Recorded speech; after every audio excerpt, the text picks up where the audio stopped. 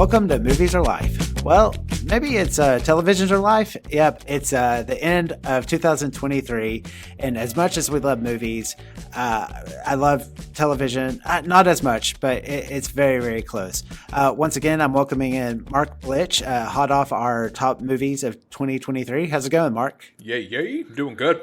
Good. So you're probably like me, where you love movies, love television, just kind of entertainment in general. Do you think you watch more television than you do movies? That's a great question that can probably be quantified with some math, but let's see. 190 movies up to this point. I've done 36 seasons of television this year. Wow.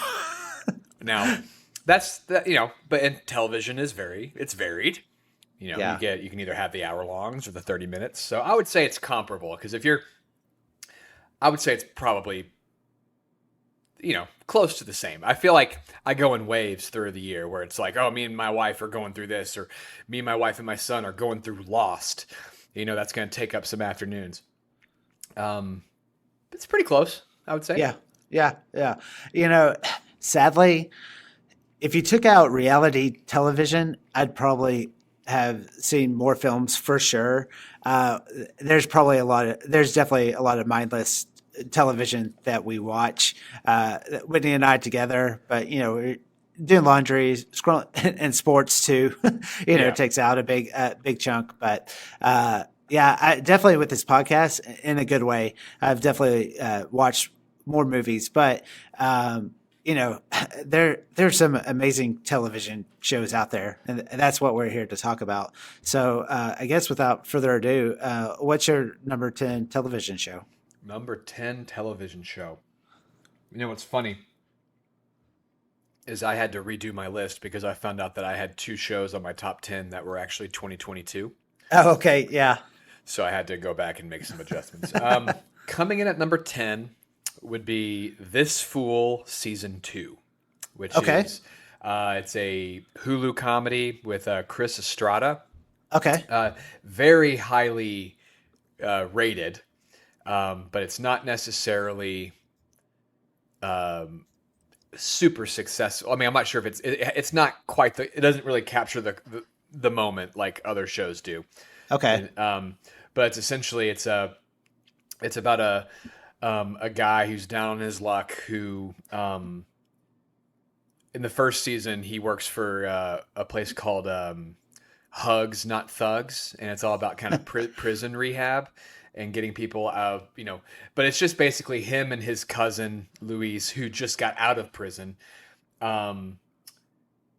just navigating life in LA, or I think it's in South Central, so it's kind of the South Central part of LA, and it's just really funny. It's the acting. It's kind of like Seinfeld. Okay. In the sense that the lead actor isn't really he's funny, but he's not the greatest actor. Okay. But then about halfway through the first season, he finds his rhythm, and his cousin is incredible. But and then Michael Imperioli is in it. He plays the head of Hugs Not Thugs. He was from The Sopranos and White Lotus season 2. Okay. And it's just really funny. It's not top 5, but it's definitely came in as number 10 on my list. Okay. Awesome. I added that to my watch list as we were talking. Didn't know about that one. So I love funny half-hour shows. You had me at Seinfeld. Well, it's not only in the sense that it's a comedian's show. Gotcha. If that makes sense. Yeah. Number 10 for me, it's Telemarketers, which is on Max. It was a 3-part documentary series. It follows these former telemarketing employees who they're longtime office friends who basically, I mean, everybody knows that the telemarketing industry is pretty seedy.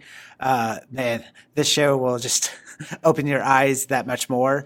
But they both early on kind of documented their time at this company and then kind of come back together just to kind of really expose some of the things that are happening.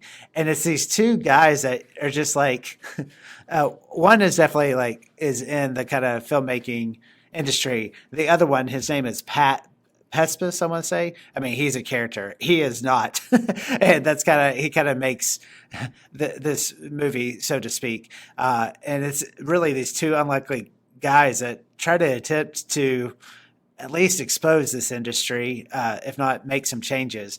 But it's interesting. It's just a kind of look into the ugly side of America corporations, if we didn't know that already. But yeah, it's a kind of like not a found footage type of thing, but it's really this kind of filmmaker who then digs up old tapes, and it's really interesting. So, but yeah, very blue collar. So yeah, just the name's gross. Pick a better name, man. Yeah. So what's your number 9? Number 9, it's I Think You Should Leave season 3, which is a sketch comedy show. It's with Tim Robinson. Not as good as season 2, but I find myself quoting it like it's one of those things where I watch it, I enjoy it. But then I find myself using quotes and GIFs all around the office. Yeah. And it's just a part of my language now. Yeah. And so like it's a hard show to recommend because it's so, it's one of those where it takes one joke to where it's not funny, and it beats you over the head until it's funny. Yeah. And it's just one of those, Tim Robinson's humor is so unique, so singular that I had to put it on the list. Yeah. No, that's a show that I feel like it's even been on this podcast. Somebody's recommended to me, and it's like, you have to, but I've definitely seen clips, been with some like text messages with buddies that will send a, YouTube link or something. So yeah, I just haven't watched. It's one of those, I feel like I need like my old college roommates to watch it together. You absolutely do. It's something you can't watch by yourself. Yeah. It's something that you're going to need. You need other like-minded people to watch it. The good thing is they're only about they're under 20 minutes an episode. Yeah. And sometimes a sketch is just as funny when it doesn't work because it's almost like they know it doesn't work. Yeah. Therefore it works. It's foolproof. My number 9 is probably it's kind of like for the whole series as a whole, but it ended on season 5 this year, and it's the Marvelous Miss Maisel. Yeah. And so they ended with season 5 this year, and maybe probably the finale was one of the best finales of a show, series finale that I'd seen before. And even though probably this season kind of had some ups and downs, I think it was a show that got a lot of attention right when it came out and that people just forgot about. It's a show that stayed constantly good, if not got better, and so smart, so funny, so touching with the personal relationships. Each season, I think, tried to do something a little different. Sometimes it worked, sometimes it didn't. But I just really liked it, and they really stuck. This doesn't ruin anything, but they really kind of tie up some not loose ends, but kind of emotional plot points, like kind of almost in the middle of the season. So then the series finale, you weren't quite worried about what would actually happen. It was more like figuring out how it happened. And I thought that was a great way to end a show. So that's mine. Man, it was tough. I almost had that on my list because I've been a huge Maisel fan for pretty much as long as it's been out. I did not love, and I do not love the trend of the time jumps. Yeah. I don't love it because I feel like it can rob you of some momentum that you had. However, I think it landed the plane really well. Yeah. And I didn't love that she and Susie had a falling out. Like I didn't love that for them. Like I wanted them to have some sort, and they obviously did have some reconciliation, but that became the focal point of the season, was not how is she going to make it? It became, how are she and Susie going to resolve this conflict that we don't know how it happened? Right. And so that was harder for me. But that being said, it's so stinking good. It's so well done. It's almost Wes Anderson-esque in its precision, although it doesn't give me nearly enough anxiety. But yeah, so that was right off my list. Yeah. That's a good call. I will say that the episode where she has to perform in the waste management musical. Yes. It's amazing. And that's one of those episodes where you're like, the whole series was just, from a production design standpoint, it was just like, I can't believe they have this much money to do this. And that episode in itself, I was like, they created this own musical for the show. But it's so was really extra. fun. It's so extra. It's so extra. It's classic Amy Sherman Palladino, from what I understand. Yeah. So what's your number 8? Number 8, as my phone. Number 8, I have Yellow Jackets season 2. Okay, it's just not a show I've watched. It kind of felt like Lost season 2 to me. Like, I still liked it, but I'm getting less invested in the why and the how as much as I am just enjoying these actors just destroying it. I like, the actors are great. So it was like number 4, and then, about mid-year, and then it kind of slowly started going down. But it's going to be very dependent on how they land the plane, so to speak. And so, but it still was entertaining enough to. I think there's one thing, and because it has Juliette Lewis in it, and a couple other people, but she's wearing these leather pants throughout the entire season. Because she gets taken and then she's wearing, and all I could think about was how hot she must be being in these leather pants for an entire season of television. Yeah, and so it gets knocked down a bit for that, because that took me out of it. All I can think, leather pants, I always think about Friends and Ross when he has the leather pants and the baby powder. Yeah, that was one. Season 1 got a lot of attention, and I remember season 2 coming out, and then I just didn't hear much about it. So yeah, but my number 8 is on Max, also like telemarketers, and it's The Last of Us. So I almost didn't want to like the show just because I was just kind of over the quote unquote zombie thing. Yeah, and this show surprised me in so many ways. Much more is much more emotional than I thought it would be.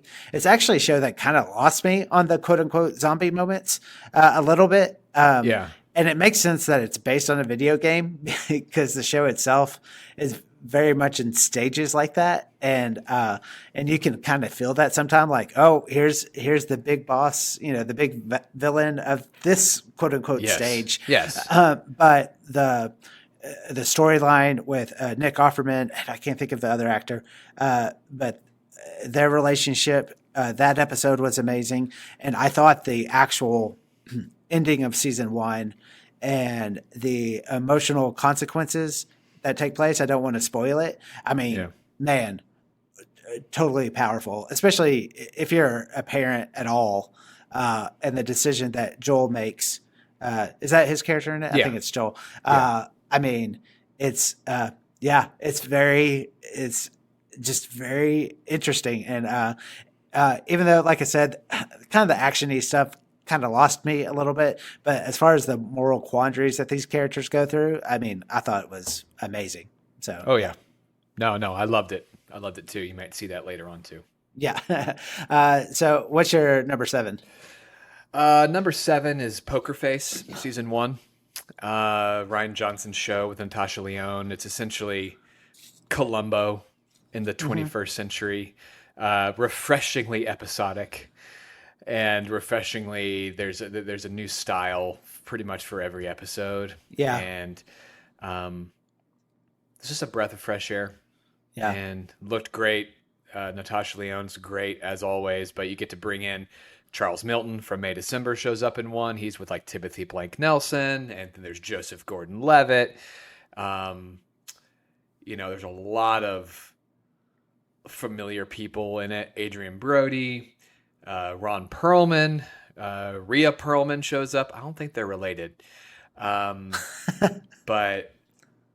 and Benjamin Bratt, who I'd never really been a big Benjamin Bratt fan, but he's actually really good in this. What's her face? Chloe Sevigny. I don't know if I'm saying that right. Right.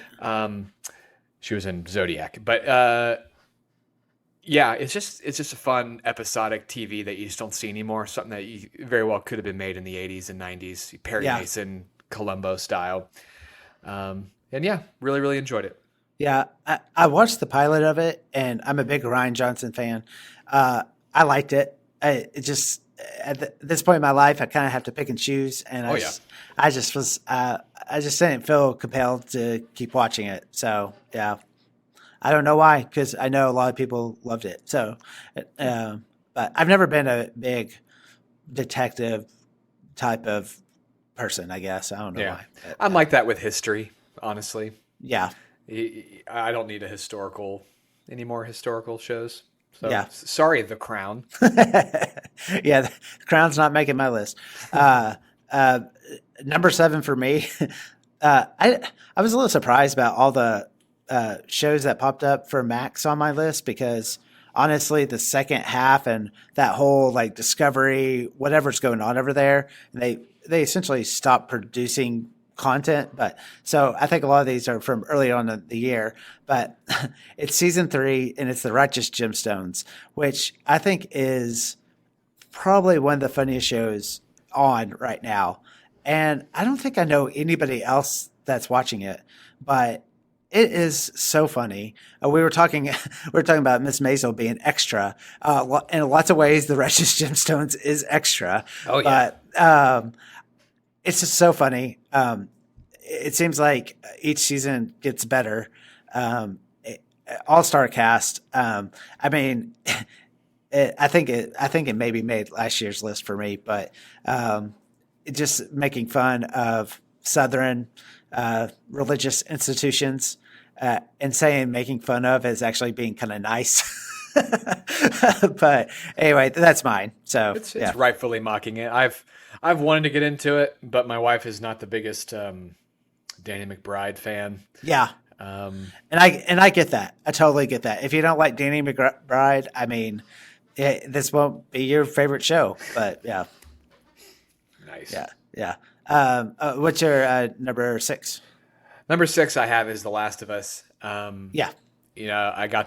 That was one that we let Jackson watch with us because he was playing the game. Okay. And again, we really mainly censor if there's anything like super sexual, like anything sexual. Yeah. Not just, and so I was really surprised at how restrained it was.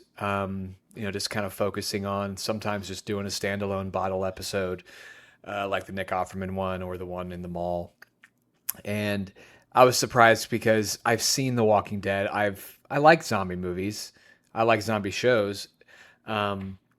But I was kind of thinking, how is it going to be different? And I had some trust with Craig Mazin, the showrunner, thinking that it might be something a little bit different and focus on more the personal, relational stuff. And it did. And it didn't feel too video gamey. We're big Last of Us people in our family. We actually went to Universal Orlando and did the Halloween Horror Nights, The Last of Us Haunted House. Oh, wow. And it was a lot of fun. And so I have a soft spot for that world. Yeah.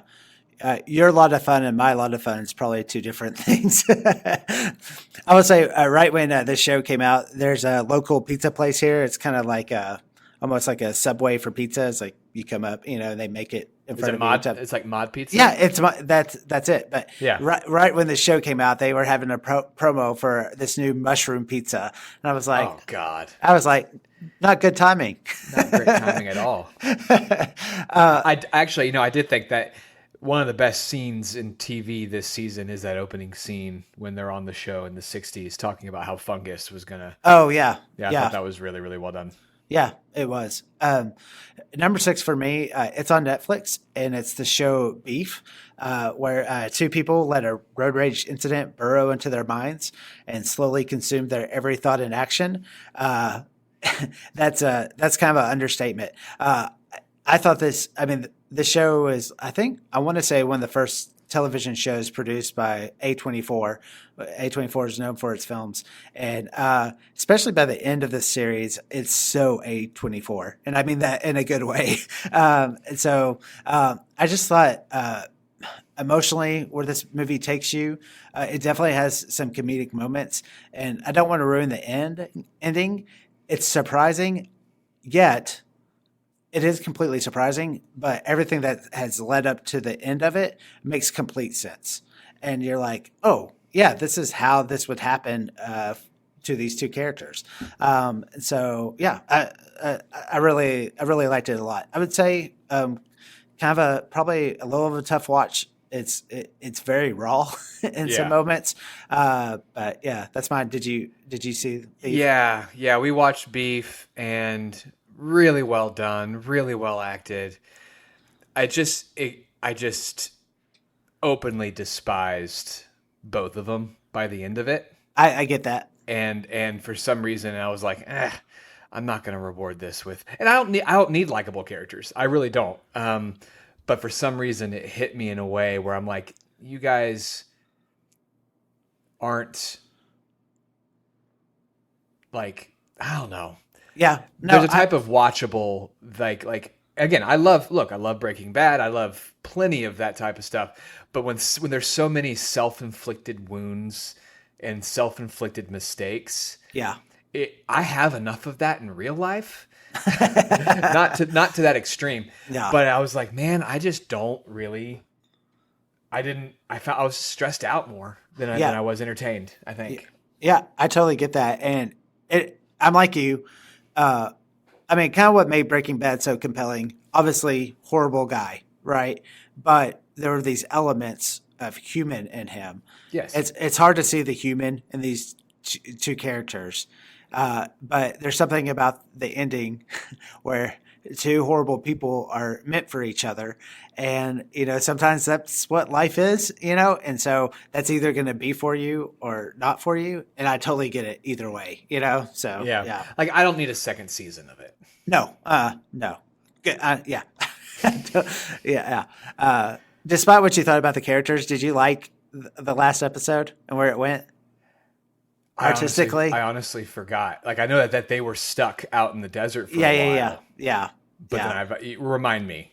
Oh, well, it's been a little while since I watched it too, but I think like a bird comes into play. That's right. Yeah. And, but yeah, the birds start talking about them. It just I just let them getting out of the woods together. I mean, is really when it started leading into like pretty comedic tones. I thought were pretty funny. So Yeah.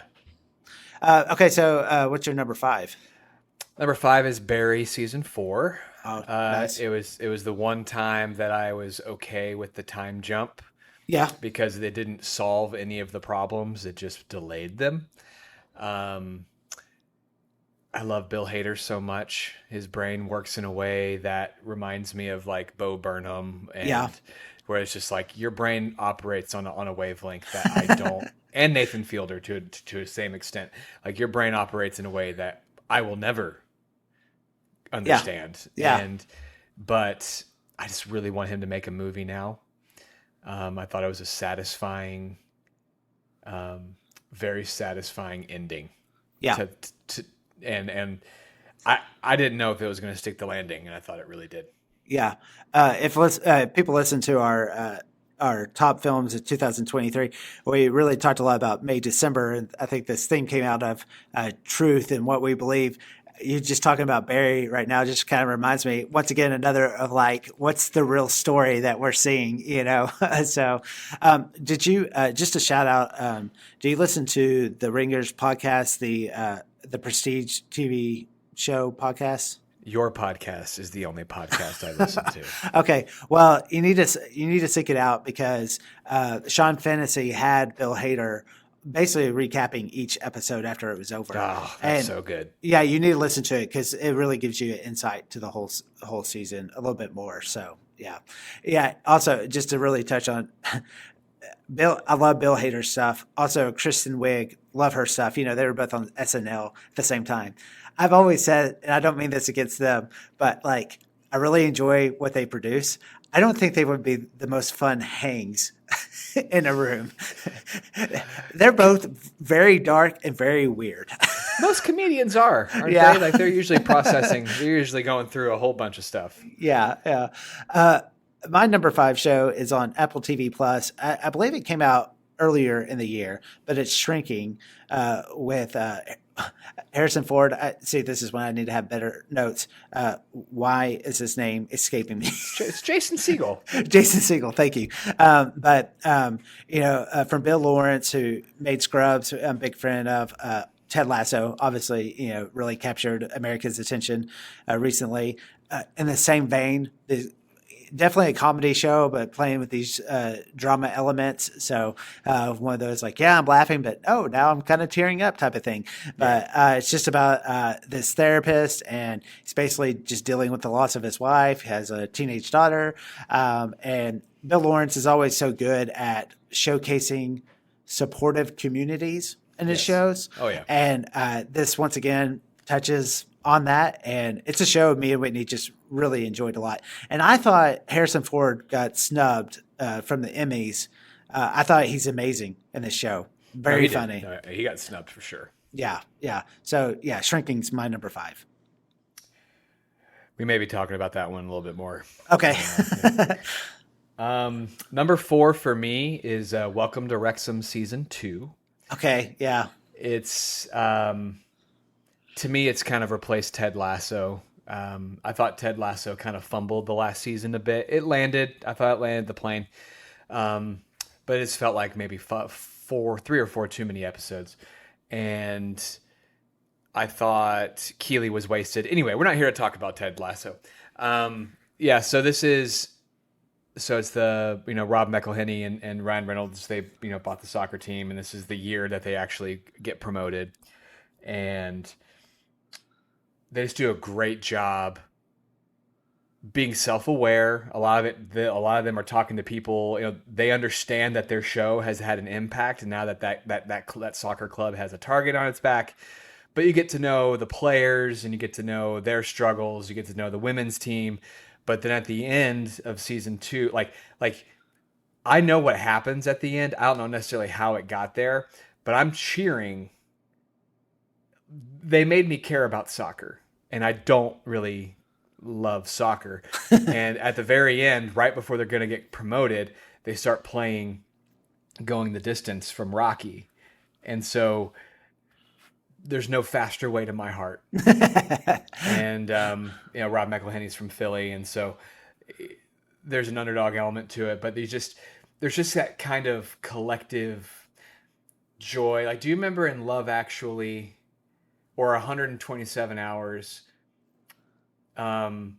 where it's like just the triumph of the human spirit, and you see these people in the airport hugging in Love Actually, and then in 127 Hours you see stadiums rollicking with cheers and everything. It's that kind of show for me, where it's just a celebration of why sports matter, and they matter to different people. That they have different stories for different reasons, but it's just a place you can. It's the communal aspect, like you're saying, with even Shrinking. I felt like I was a part of that community, even though I wasn't. Obviously, I'm not trying to claim it, but it just won me over. And again, emotion positive, just happiness and kindness will get you up my list pretty quick. Yeah. No, once again, a show it's been on my watch list. I just haven't started. I need to before it gets away from me. So but it's like 18 episodes each. It's a commitment, and I'm lucky that I started it kind of before season 1 ended, and so I didn't feel like I had to catch up as much. Yeah, gotcha. My number 4, you already mentioned, it's Barry. Season 4 closed out the series. I loved it. I understood that the show just got darker and darker and darker, but when you look at the premise, it's like, yeah, this is where all these roads were leading. It, like it completely made sense to me. Shout out to my friend Matt Mungle, who really didn't like this last season. And I usually don't text him about things, but it's when I texted him and he's like, I said, I hear you, but you're wrong. I thought objectively wrong. I just thought it was a perfect way to end the show. I thought he placed all the characters in the right places. It made sense, but all in all, so hilarious. So I don't think I'll ever forget the Dave and Buster scene. Just like so funny, but also really the show was so innovative in its camera work. I mean, a very artistic show, but I loved Barry. So dark, but so funny. Yeah, it scratched the. If you had told me at A20 that A24 produced it, I would have believed you. Yes, yeah. The beef characters belong in this universe somewhere. I'm not quite sure. We don't need shared universes, Nathan. Let each show just be its own thing, please. Yeah. What's your number 3? It's Reservation Dogs season 3. Okay. All right. Let's hear. Yeah. I don't think it's as good as season 2. I think season 2 had the perfect ending. Yes. But you already have, basically you're just giving me another season of people I want to spend time with. Yeah, I get that. And so it's kind of like, oh man, it's and you kind of wish, and I wasn't super high on it. I think the fact that I loved season 2 is probably the reason why it's so high on my list. Yeah, because it just made me love. I love Willie Jack. I love mainly Willie Jack's my favorite, but even the Dazed and Confused episode that I didn't love when I watched it, but then the next episode when they're I think it might have been when Cheese decided to go with the older generation. It weaved it together in a way where it's like, oh, this is a bigger story than I thought. And yeah. These are kind of it became like, oh, this is almost like a what's the word I'm looking for? It's not subversive. It's almost like it was a backdoor. Season 3 was like a backdoor prequel into the previous generations of Res Dogs. Yeah. And so I was just grateful for the time that I got with them. That would, more than I did. Again, season 2, I think it's almost like I feel like season 2, just the fact that it was so perfect. But I don't know. I love spending time with them, and I love the heist that they did, where they could go get one of their elders out, even though it didn't have to. So. Yeah, I'm actually surprised it's as high as it is. Yeah. Well, I'm definitely glad that I finished this series last night, so we could talk about it. So yes, Reservation Dogs' first 2 seasons were on my top 10 list. This 3rd season, I'm glad I stuck with it. It was kind of disappointing for me. I'm kind of using your words against you a little bit, but you were talking about I loved spending time with these people. I completely agree. The Maximus offshoot, so to speak, it completely lost me. The Dazed and Confused episode just didn't work for me. Now, all that said, I completely know what he was going for, and I appreciate that. And I get also, and it's something I think, essentially, I'm being surface level here. White people don't do often and not. Get in touch with their family heritage. And I did the end of season 3 stuck the landing for me. And I understand that you need the Maximus stuff to have the payoff that the last episode does. But you want that, you don't want that in the last season. You want that like in a season 1 or 2. Yeah. Because in season 3, it's like, I only have a finite amount of time with these kids, and I want to spend more time with them. Yeah. And so, but anyway, I'm definitely glad I stuck with it, because it got kind of back to its roots, I thought, especially with the last 2 episodes. But still a show I think definitely people should check out for sure. And once again, and who am I to say? I mean, this was obviously really personal to him. And so, but I do Yeah. feel there is a world I kind of wish existed where it ended with season 2 because it was so perfect. But anytime I can see the actor's name is Dallas Goldtooth, who plays the spirit Yes. in this Yes. show. 100%. Any moment, I don't think there needs to be a spinoff series for Spirit, but if there was such a thing, this any scene he was in, and I was so glad he was in the last episode. I was just like, oh yes, thank you so much. I just Yeah. loved him. So what I'm hearing is that there weren't enough white people in it for you. that's that's not what Okay. I'm saying. Noted. I needed more shots of Sonic cups. So, which I love that touch because that's just so Oklahoma. Yeah. Um, so okay, I kind of lost track a little bit. So that was your number 3, correct? Yes. Yes. Okay. So my number 3, I really hope you saw this, but it's Jury Duty, which is on Prime's Video freebie service. But basically, it's a fake documentary where this guy thinks he's selected onto a jury, and hijinks ensue. And we loved this. James Marsden's wonderful playing him, quote unquote, himself. I just loved everything about it. And kind of going back a little bit, what you were talking about, Welcome to Wrexham, that kind of like the last episode ends perfectly. It could have gone a different direction and it didn't. And it kind of has this like moment of spirit to it that's just, it's just lovely. It was so funny. It was so unique. Once again, kind of how I talked about Barbie and our movies thing. I'm afraid a lot of spinoffs are going to come off of it that aren't going to be quite as good. But I really liked it. So tell me that you saw this show.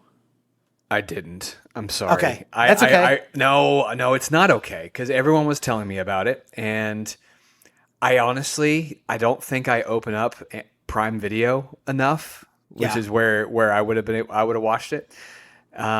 And so it's on me. That's my fault.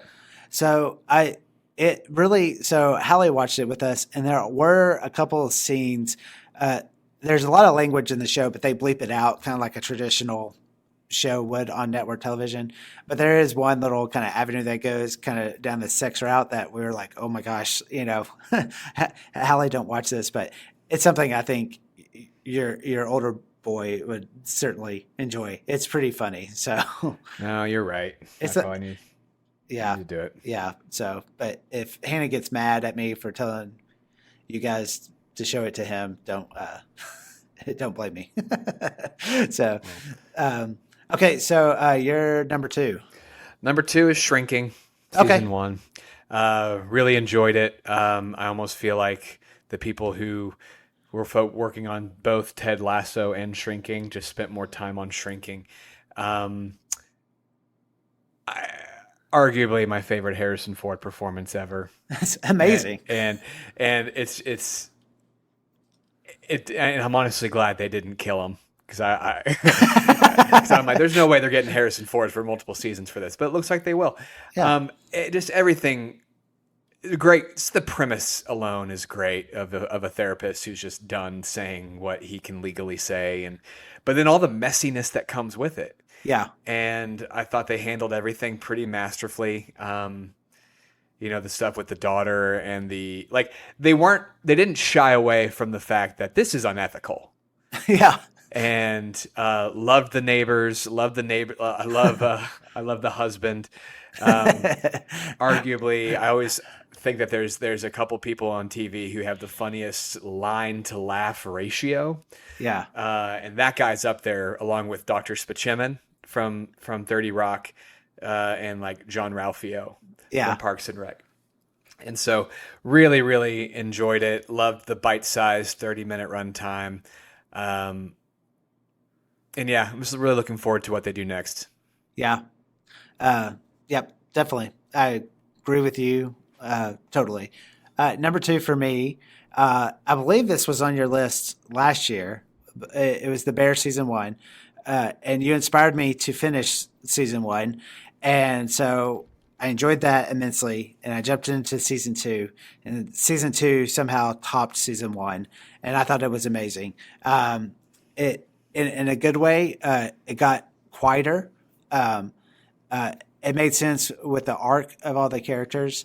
Don't worry, it gets its fair amount of shouting Yeah. in some of the episodes, especially the Christmas episode. My God. Oh my Yeah. gosh, I had to. I had to walk outside for a little bit after that episode just to get some fresh air. Yeah. Me and my wife got into a fight, like literally after that. We were so stressed out. I don't remember what it was. It was something very trivial, but we were not in a good mood after watching it. Arguably, that might be Jamie Lee Curtis's best performance I've ever seen. Oh man, it's intense for sure. But I thought the whole season and this arc of them basically opening up a restaurant was incredible. Where it went with these characters, the emotional payoffs of them. I just thought it was a fantastic season of television. So yeah, that's my number 2. Okay. And we'll bleed into number 1, Yes, which for me is The Bear season 2. Great. So it's kind of like us last year with The Rehearsal. I think we were at 1 and 2 with that as well. Yeah. Not a whole lot more can be said. It was a pretty ballsy move to not have the place already open come the premiere of season 2. And so what it did is it paralleled for me that you're kind of gutting this old place and trying to create something new. And pretty much every episode, you're gutting a character every episode. Yeah. Every episode gets refurbished, gets reborn, renewed, rejuvenated. And what it does is that it allows season 3, you're going into an open store with a plethora of rich characters that you already know and love. So Yes. the season there's a good chance that it wasn't going to work. Right. You're just going to be like, okay, more yelling. Well, no, we're going to spend an entire episode with Will Poulter and the pastry chef in Amsterdam. Uh-huh. And I loved it. I loved the, there's an element in my work, it's a faith-based organization where it's like work is worship, where you just do something because you love doing it, because of the artwork. And that kind of resonated with everyone, got their own moment. You had Marcus have that moment. You have Richie have that moment. And Carmi kind of takes a back seat. You knew that relationship with that girl with Carmi was doomed because she was perfect in every way. Yeah. And you could just tell, like, sometimes you can just tell just how someone is lit and how someone is shot. Like, you're supposed to be in love with this person. Yeah. And that's how they shot her. Christmas episode, for a second there, I thought it was going to be very fan servicey. Not so much in that, but just it felt gimmicky. Where it's like, oh, here's John Mulaney and Sarah Paulson. Oh, here's Britta from Community. Brilliant stroke to have that be Richie's wife at the time. Yeah. Then Bob Odenkirk. Okay, no, now Jamie Lee Curtis. Like I was really thinking, and then John Bernthal. And there may not be a better acted scene than Bernthal versus Odenkirk at the table. Man. Hide your forks. and then Mulaney having to pray, having to, and it was just, and then the ending. I saw this today. So the first scene of the entire series was him letting the bear out of the cage on one of the bridges. Right. And the second scene, Carmi is trapped in a cage. Uh-huh. And is just yelling, and he's just forced to confront all these things. And then whenever Richie says, "Oh, okay, Donna," like, if you hadn't spent that whole episode with Jamie Lee Curtis, that wouldn't sting as much as it did. Yeah, I could talk about the show all day. Yeah, all day, and every single time. I was thinking that it could have been a season full of stunt casting, because that's kind of how it's presented. You see Olivia Colman, you see Will Poulter, everyone in the Christmas episode. It really could have been very stunt casty, but they all felt almost like they were no other person could have played those characters. Yeah, I agree. Shout out to Oliver Platt too, who shows up in the series and knocks it out of the park every time. And also, I think kind of low key, the soundtrack and the music that's used in the episodes are wonderful. It's just everything is placed in the perfect spot, and like you said, just the payoff to all the characters. I mean, every moment justifies a response or an action. Yes. And yeah, it's totally great. Yeah, great. My number one. So it's probably not a surprise. It'll probably show up on the majority of the top TV 2023. Are you not a Succession guy? I've never watched an episode, and it's one of those where I'm going to. It's going to happen, but I didn't have enough. Like I think I'm going to have to watch it up at work. Yeah, and I don't think my wife was really super into it, the idea of it. So yes, I know that I am very off the bandwagon and I need to hop on it. Another show that can get a little yelly, I know. And I definitely don't want to say too much, especially since you haven't watched it before. But, it ended with season 4. It ended the show perfectly, I thought. Man, each episode was unique to itself. And it just, once again, one of these shows, even though the bear's not over yet, just what happens to these characters at the end of Succession, it completely makes sense. And it's the success of the show kind of inspired lots of fan theories of what would happen, to all these different characters. And just the way it ended was just yep, that seems about right. And just this portrait, it's a portrait of America as well, as sad or frightening as that might appear to be. Amazing performances, and just don't be surprised when it grabs lots of trophies at the Golden Globes or the Emmys. It was just a fantastic show, and so I don't think I can add much more to what else has been said about that. So I'll get on it. I promise. Yeah. And it was a tough show for Whitney to stick with also. I mean, it's definitely got it's a mean show. I mean, just really, really bad. I don't even want to use the word bad but yeah, just mean, hurt people. And that's a tough hang. But I think the performances out of all these characters, and also I very funny. Somehow it's very funny also. So yeah, you got a lot of great comedic actors working on it too. So yeah. So those are our top 10. Similar to the movie list, you threw out some good ideas to kind of talk about some little superlatives here. And so I'm afraid mine aren't going to be that exciting. I really tried to go off course a little bit with them, but I kind of ended up in the same spot. But I'll just tell you mine because they're all wrapped up in the same. But just because I just talked about Succession, so the favorite male performance you asked about, mine was Jeremy Strong, who plays Kendall Roy. Amazing. Favorite female performance was Sarah Snook, who played Shiv Roy. Once again, I don't want to say too much, especially since you haven't seen it before. But just the up and down that these characters go, and somehow the show gets you to root for them, but then they just turn on you too. And I thought that these two actors, I think the whole cast is amazing in each of their roles, but they're the ones that stood out. And I can't say my favorite episode of TV because I don't want to ruin it, but it was episode 3 of the season 4 of Succession. And I know what happens though. Oh, okay.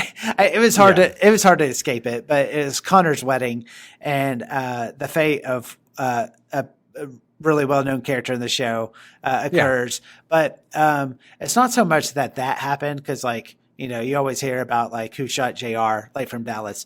Sure. It's not that so much, but the way that they deal with it was very realistic and very true to life. And I saw a clip of Kieran Culkin's speech at the funeral.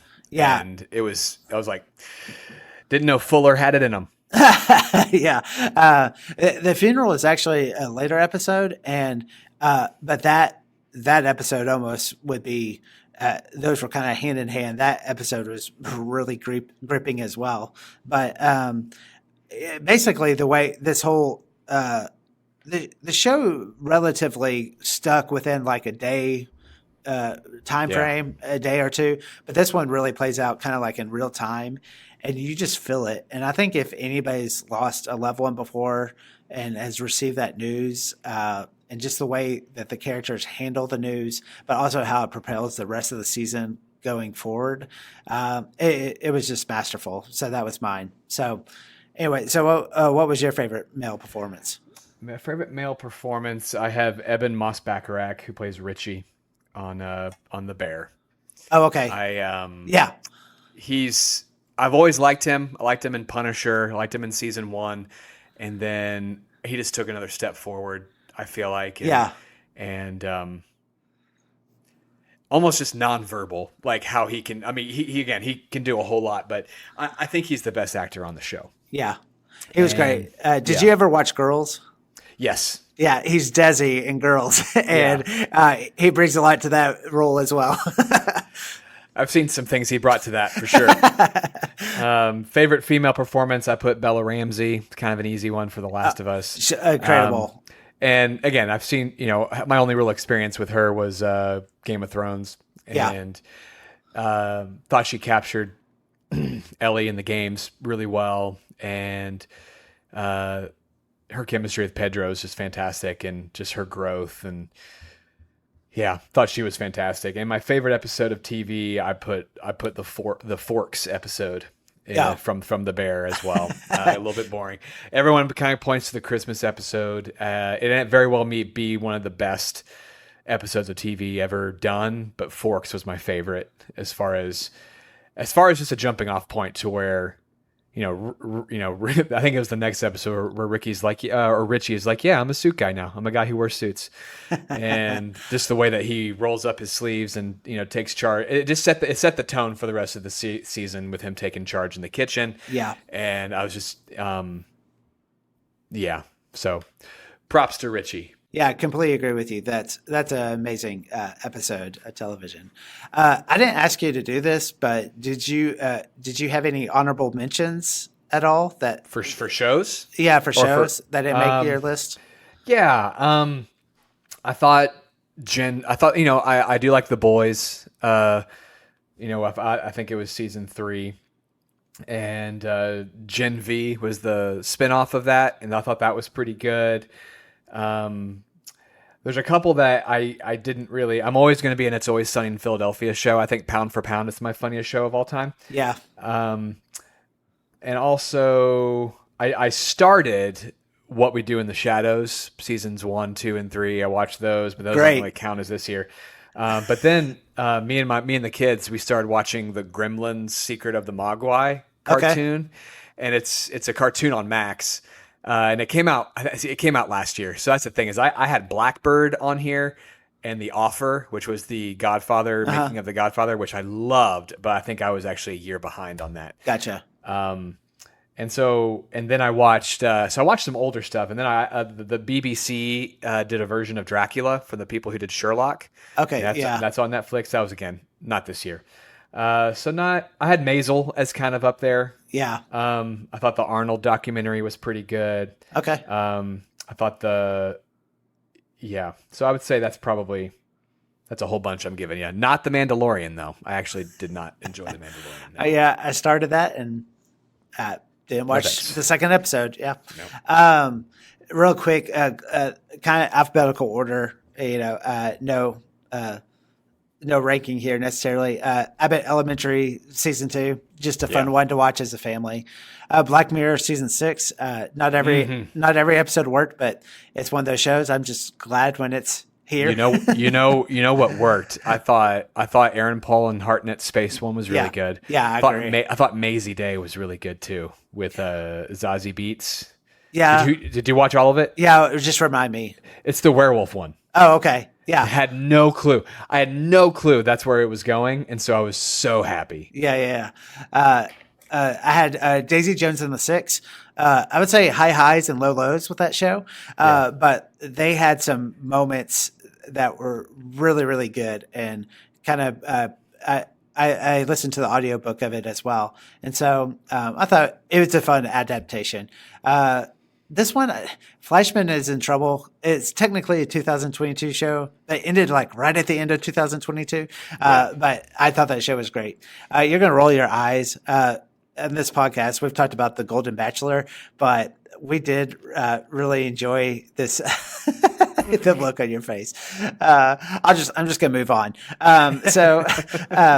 We just finished Lessons of Chemistry, another one. We listened to the audiobook, and I thought it nailed the adaptation of it. Great performances there. Platonic on Apple TV Plus. Once again, if you don't like Seth Rogen, you probably won't like this show. But I think it really speaks to. I won't call you out on your age, but it really speaks to our generation, I think, for sure. So yeah, okay, say it. I'm going to be 41 next week. Right? Primo, which is on Prime Video Freevee, great show. Are you familiar with Shea Serrano at all? No, but he's kind of he's a big movie guy. You would love his stuff. But anyway, you say Shane? Shea. Okay. Yeah, but I've heard of it. Yeah. Heard of him. Yeah, but it shows it's just a quick little sitcom about his life growing up. I think if it's not San Antonio, it's in South Texas. But anyway, great little fun show. Single Drunk Female, season 2.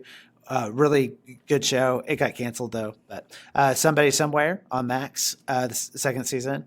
God, you watch more than I do. That's crazy. I know. I'm kind of embarrassed by talking about.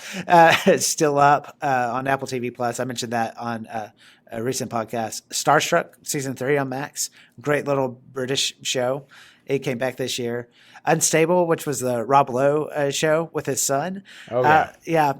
One of those, like, not like the best show ever, but just a good little kind of workplace comedy that we enjoyed. And I'm so happy to hear that you're watching What We Do in the Shadows, because it's a legitimately consistently funny show. And every year it makes my list because it's just incredible. Didn't make your list this year. Well, it's just, there's only so much room, so. What's funny is right now I'm on the season where Colin Robinson is a baby, and I'm not, or he's like a preteen. I'm not loving it as much. Yeah. Well, the good thing about the show is, like, they kind of take these avenues, but, they kind of try it out a little bit, and then they get out of it, Yeah. And I have to shout out 2 shows I'm currently watching, and they just haven't finished yet, but I've been watching The Curse, and then, and Fargo season 5, and I'm enjoying both of those a lot right now, but they haven't ended, so I haven't finished them yet. Yeah. So every time I watch The Curse, I'm like, "Where's the rehearsal season 2?" Although I think Nathan Fielder's doing great. He is. I mean, the fact that he's holding up with Emma Stone. I mean, Benny Safdie again. Yeah, he's everywhere. I know he's everywhere. So, well, thanks for taking this path along with us. Absolutely, man. Closing out the year strong. It was a year of great television for sure. I think if anything, it just justifies all the time I spend watching such stuff. It's like it all leads to this. Yeah, it's like if I record me talking about it, it justifies it, right? It does. It definitely. It takes time away from your family to talk about why you spend so much time away from your family. Yeah, exactly.